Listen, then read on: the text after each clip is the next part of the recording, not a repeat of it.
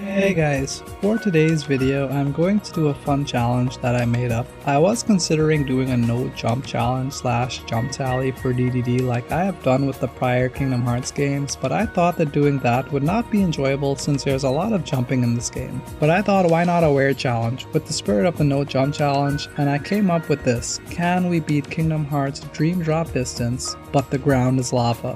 What I mean by the ground being lava is exactly what you may be thinking. It literally means that I cannot touch the ground at all throughout this playthrough. That's it. And I'll state this now, there isn't a proper way of doing the lava challenge, and frankly this would have been a better streaming idea. But for now it'll have to be a YouTube video that I'm sure a lot of people won't care about. Or I guess if you're watching this, maybe you care about it, or you want to see if I mob lava into the game or something. Anyways, the first rule of the lava challenge is that it means everything on the bottom level of a room is off limits for Sora to touch. For those of you that have never played the Ground is Lava game, here is a quick crash course. Don't touch the ground. Crash course complete. Just like how lava obeys the rules of gravity and flows downward, we will assume that it happens in this game. That means points of lowest elevation will need to be avoided since lava will be there. And this is why I think streaming this would be better. The subjectivity of this challenge and its rules as to what counts as points of lowest elevation is defined by me alone.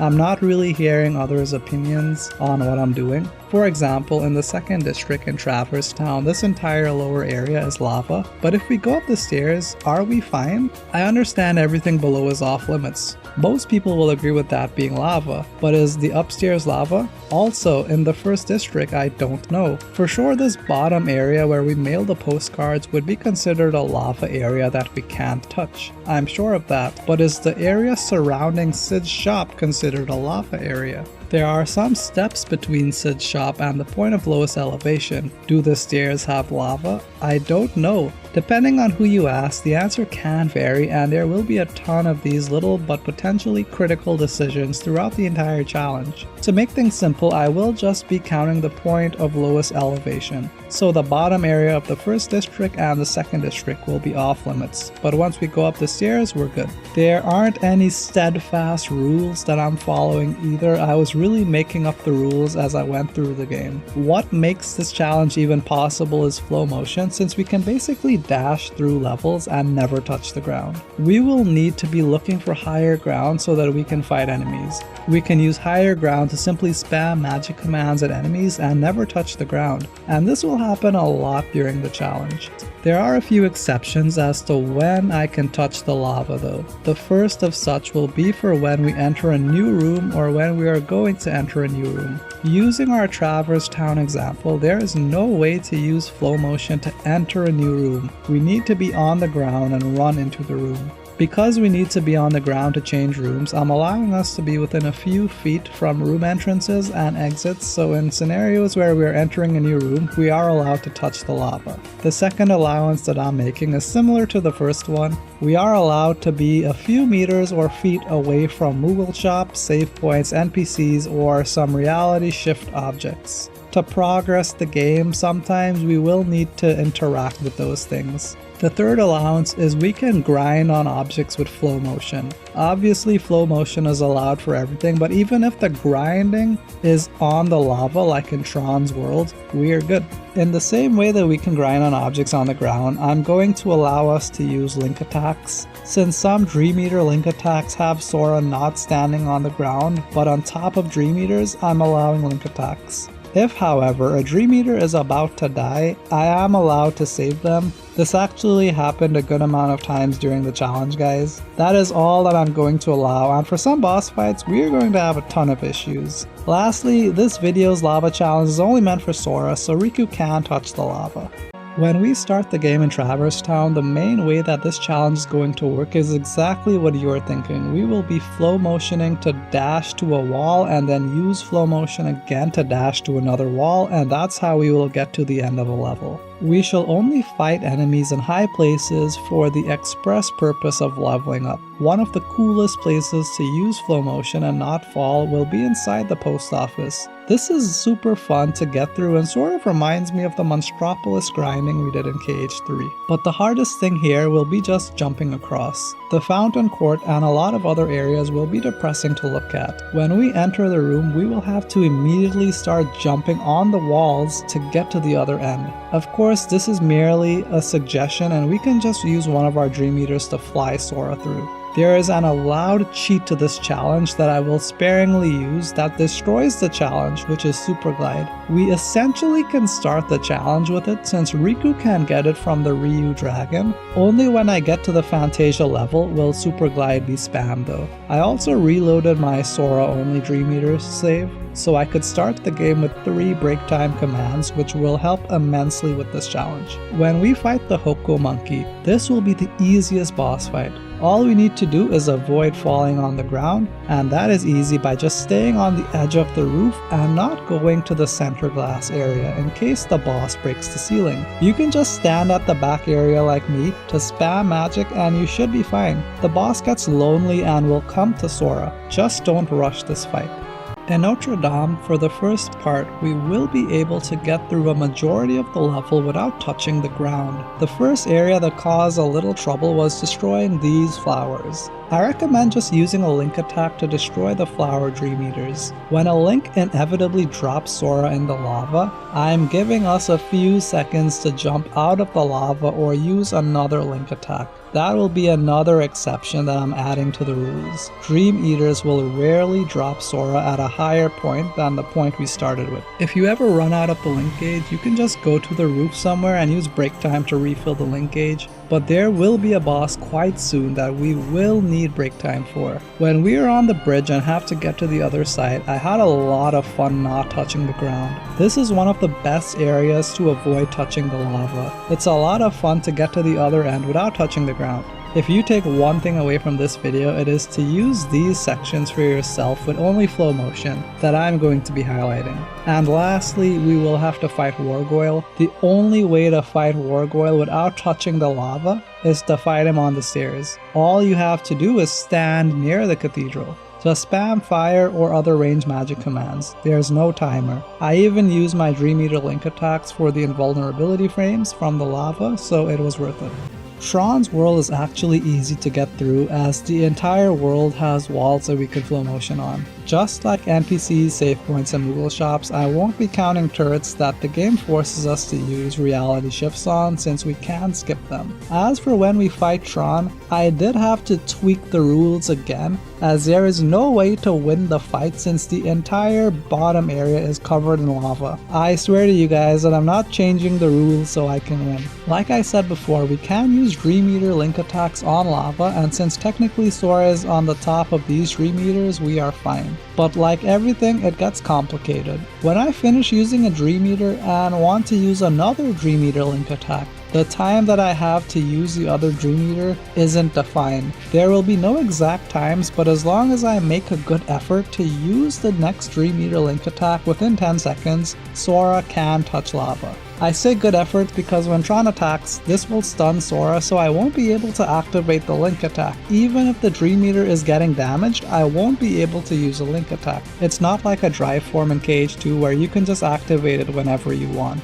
The thing about the Tron fight that makes him possible is that he will flip the world. This is exactly what we want. Obviously, there is no lava on the ceiling, so we can attack freely there. This is also why I got the break time commands. When we are on the ceiling, we will use these break time commands to refill our Link gauge, so when Tron does flip the world right side up again, we can spam Link attacks. And I swear to you guys that I got lucky again. When the 2 Link attacks were done, Tron flipped the world, so I was good to go. Unfortunately, I wasn't able to get the break time refill from the Link gauge and he flipped the world right side up again. but I remembered that I had a third Dream Eater. And luckily for us, our third Dream Eater, Thomas Sheep, is able to defeat Tron, so we can say that we beat him without touching the lava. I know that technically we touched the ground, but most of the time I wasn't touching the ground as Sora was rolling on Dream Eaters, and my very subjective rules that I made allow it. Don't worry guys, we are going to fail the challenge a lot quite soon, so me fighting to not allow the Tron fight is meaningless.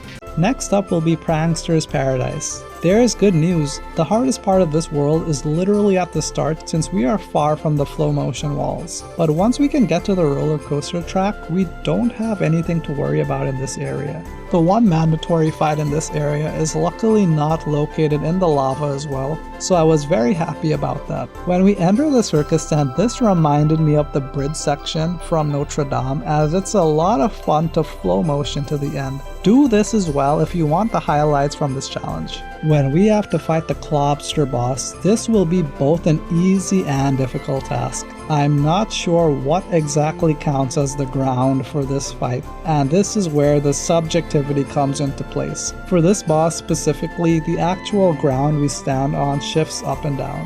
What I'm going to do is count the point of lowest elevation for the lava area. This means as long as we don't fall down there, we will win.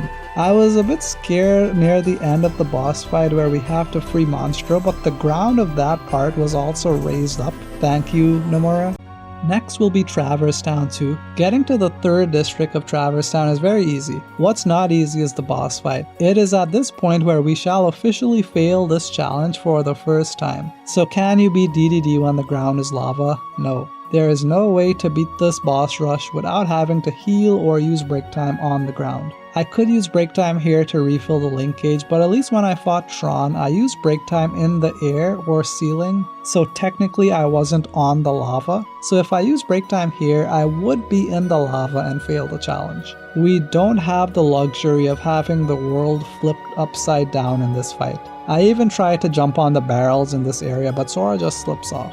When we're in the Musketeer level, things will be a bit interesting as the subjectivity increases here again. In the first area that we start in, we can just go over to the stairs. Whilst on the stairs, we can spam magic attacks or use our Dream Eater link attacks to get past this area without touching the lava. A point of contention will be when we have to defend the carriage. Sora is on the carriage, so technically we aren't touching the ground, but we are at the lowest point that is available to us. When we are supposed to go up the tower, I legit don't know what counts here either. For sure the ground area is lava and not allowed, but what about the stairs since it's a majority of the room? I just decided to avoid the entire staircase, which is easy to do, but now another hard question presents itself. Does the top of the tower where we fight the Beagle Boys count as having lava? I said yes because there is no point of higher elevation. I tried jumping on the boxes around the room, but Sora won't stand on any, just like the barrels from Traverse Town. This will be the second time that we fail the challenge. When we are in the dungeon, we will be going down for once. Because we are descending lower into the dungeon, what exactly counts as lava? Is the lava constantly flowing downwards, or has it all settled at the bottom? The problem that has persisted since we started the challenge is where exactly does the lava start? Of course it doesn't matter since we can just use flow motion to the end, which again guys is pretty fun to do, and this will also be a highlight of the challenge. I did have some difficulty not touching the ground when I fought the elephants though. The winning strategy I found is to immediately try to kill one of the elephants to establish a command post. And do not be aggressive when you fight the elephants on the ledges. Take your time. This part will be the most BS area in the game. Then we will have the boss fight against Pete and the Beagle Boys. There is nothing for us to jump on in the arena to avoid touching the ground, so we can technically lose the challenge here. However, there is an area at the front of the stage where Sora can go to when we aren't in the boss fight, and Pete will occasionally jump there too. For that reason, I won't count this specific fight as a failure. Finally, we are in the Symphony of Sorcery. I have actually been trying my best to not use Glide in the playthrough, though I've used it a few times. Using Glide feels like cheating, but near the start of this level in the Cloud Sky area, we unlock the command Glide. And you guys guessed it. Glide keeps Sora in the air when he is flying, so technically we won't be touching the lava when we use it. With the game officially giving us Glide, I will now be using this somewhat exclusively to move. We essentially can fly through the entire level, making this challenge a cakewalk, or cake glide. What's not a cake glide will be Spelican. This boss fight was a part where I struggled. First of all, the grind rail section will not count, and I did have to do the grind rail section a few times due to my terrible strategy. The strategy is to have a bunch of fire commands and spam them at Spelican when you are standing on a rock. This is an incredibly slow and tedious process, but it does work. Just make sure to have some magic haste abilities equipped to not be stuck on this fight for too long, as you may be doing near chip damage for most of the fight if you didn't level up prior to this fight like me. Unlike Black Coat, Spelican doesn't regenerate health, so doing this fight slowly only has one drawback, which is you are doing the fight slowly. And finally, we are in the world it never was. This will be the most interesting level for the challenge. Eventually you'll make it to this area where you'll get this very short scene. Now we can glide over to this platform to get some height, which luckily has a step that is just above the ground level for us to step on. The problem is that we have to get past another building, which we have to use a reality shift on. It's just a bit too high to glide over, and we can't flow motion past it. Not to worry though, after a few minutes I figured out that Sora can just glide past it by gliding into a corner. And we are free to glide all the way to the other roadblock. At this point in the challenge, you need to be very good at using flow motion. Gliding has served most of its usefulness for us. There's this blue grinding thing. Well, we have to use flow motion. I don't really have the proper words to describe the magic that's about to take place for you guys, so I'm just going to let the clip play because a ton of things need to line up for this to work.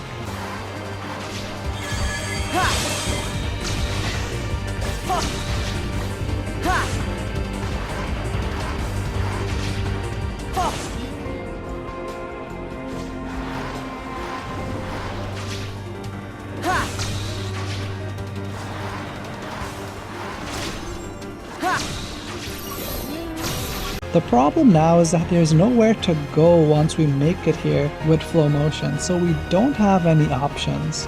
Well, that's what I thought for a while. It turns out that when we get to this area, if we land at the end of this yellow grinding metal, there will be a little platform for Sora to stand on. From here, all we have to do is use Super Glide to get to the end of the level, and we are good. This took me a while to do all in one go and figure out, but it feels great doing this. This will be the last highlight for the challenge. If you can complete this segment that I just showed, you can beat the lava challenge. The last thing we have to do is beat Xemnas. Of course, there will be no way to beat Xemnas since there are no points of higher elevation during this fight, so we will have to walk on lava. Even when he throws the buildings at Sora, we won't be able to flow motion off the buildings. Not that that would help. So at the end of the game, we will fail this challenge for the third and final time. It is not possible to beat DDD without touching the lava. We must touch the lava exclusively in boss fights. They occur during the boss rush in Traverse Town's second visit, the Beagle Boys, and Xemnas. I honestly was not expecting this number to be so low, and this is my very subjective result using my very subjective rules. I'm sure that you guys could argue that I failed the challenge with Tron or Clobster, as I did have to bend my own rules a bit. When I first thought of this challenge, I was expecting this number to be 100 or higher, but it turns out we don't really have to touch the ground for the majority of the game. This challenge will only be for Sora at the moment. I do mildly want to do this for Riku since he literally has the Rising Wing Link style that lets him fly, so I'm interested to see how useful that will be. This was a lot of fun to do. I recommend doing this challenge, or at least the areas I highlighted. The level of your flow motion lava avoidance skill will be tested in the world it never was, but that is also the area that I had the most fun in. Please leave a comment below with your thoughts on the video, or if you have a suggestion for other challenges. I hope you all enjoyed this video, and thank you for watching. Thank you for watching. Thank you for watching. See you soon.